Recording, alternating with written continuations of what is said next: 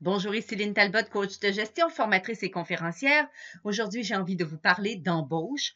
Plus précisément, comment on fait pour revamper ces pratiques d'embauche. Et il faut se demander aussi, est-ce qu'elles sont à la hauteur? Il semble, dans les faits, que ces pratiques, elles aient pris un petit coup de vieux et qu'il est temps probablement de les revamper. Le plus intéressant, c'est que ce changement, il est à votre portée pas mal plus que vous pouvez l'imaginer. Il suffit tout simplement de faire appel à votre imagination, d'oser provoquer un changement dans vos habitudes et puis d'impliquer vos équipes. Par où on fait pour commencer? J'ai envie de vous proposer 5 suggestions pour réussir vos embauches. D'abord, regardez le CV en dernier. Et oui, on a encore le réflexe de regarder le CV, le curriculum vitae en premier. Et c'est une habitude qu'on doit changer. Vous allez chercher l'information autrement et puis vous allez probablement aller chercher plus d'informations. Par exemple, qu'il s'agisse de la création d'un questionnaire de pré-embauche qui peut s'avérer une avenue intéressante pour en apprendre davantage sur un éventuel employé. Il y a aussi l'autre suggestion, c'est celle de chercher la perle rare avec le web, puis avec les réseaux sociaux. Il y a un article d'ailleurs qui est paru récemment dans le journal Les Affaires intitulé Recrutement, quelles sont les intentions des employeurs québécois de 2016 et M. Olivier Schmucker révèle que les sites d'offres d'emploi ont maintenant la cote et que le recrutement sans le web n'est pas possible. En plus des sites d'offres d'emploi ou la section carrière du site web corporatif, il semble que plus de 81% des entreprises optent pour les réseaux sociaux pour recruter. Autre suggestion, dynamiser et actualiser les entrevues. Ça veut dire quoi? C'est fou comme les entrevues donnent du fil à retordre aux employeurs, mais c'est fou aussi comme ça pourrait être vraiment une opportunité en or d'en apprendre davantage de part et d'autre sur la personne qu'on a devant soi. Les questions traditionnelles ne nous éclairent pas comme on le voudrait.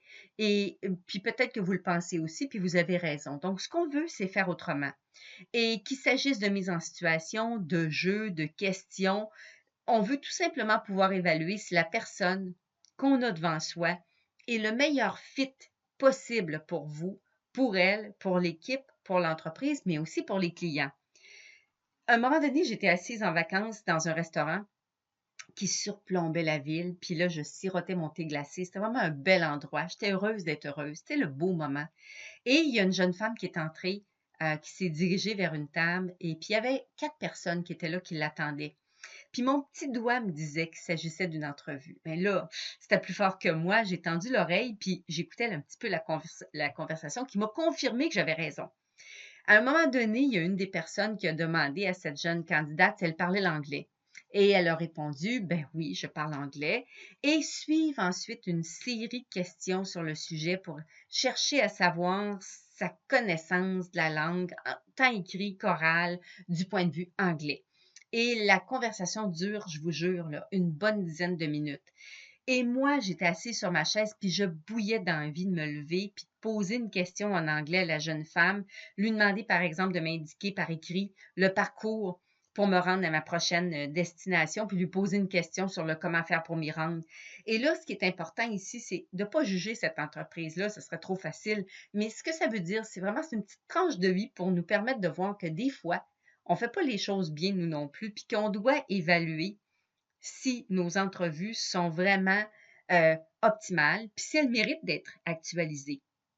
On a souvent d'ailleurs tendance à tolérer des situations qui ne fonctionnent pas tout à fait à notre goût trop longtemps.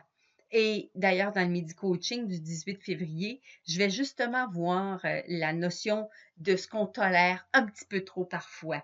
Donc, ça veut dire aussi qu'on a la responsabilité de pouvoir identifier quelles sont les qualités que je recherche. Et pour réussir ces entrevues, puis votre processus d'embauche, vous avez la responsabilité d'identifier quelles sont les qualités que je recherche pour le poste donné. Exemple, imaginez le président qui fait appel à un chasseur de tête pour trouver le directeur des ventes pour son entreprise. 4 embauches plus tard, qui se sont soldées par un échec, on n'a toujours pas trouvé cette perle rare. Pourquoi? Le président, son comité de gestion, ont peut-être pas pris le temps d'identifier les qualités recherchées. D'ailleurs, ils l'ont avoué, ils n'ont pas pris le temps de le faire. Et le chasseur de tête, malgré toute son expérience, malgré toute son expertise, peut difficilement dénicher cette perle rare sans savoir ce que vous cherchez vraiment. Donc, il en revient à vous d'identifier quelles sont les qualités que je recherche pour un poste donné et dans le cas présent, la qualité recherchée était la capacité d'analyse. Autre point intéressant, c'est celui d'optimiser votre marque employeur. C'est un atout de plus en plus important pour vous aider à réussir vos embauches, mais aussi pour mobiliser, pour motiver, pour retenir vos employés. Dans l'article rédigé par M. Schmucker, il indique que votre marque employeur doit démontrer que votre entreprise se soucie réellement du bien-être de la personne recrutée. Et il ajoute qu'une marque employeur, ça s'entretient. Je pense tout à fait comme lui. Absolument vrai. Le message que vous véhiculez à l'externe quant à votre marque employeur doit être représentatif de ce qui est vécu dans l'entreprise, sans quoi tout le monde y perd. C'est comme si on a la responsabilité de mettre de temps en temps une petite couverture comme Harry Potter qui nous rend invisibles et qui nous permet de voir qu'est-ce qu'on véhicule vraiment dans l'entreprise à l'aveugle, puis voir ce qui se passe.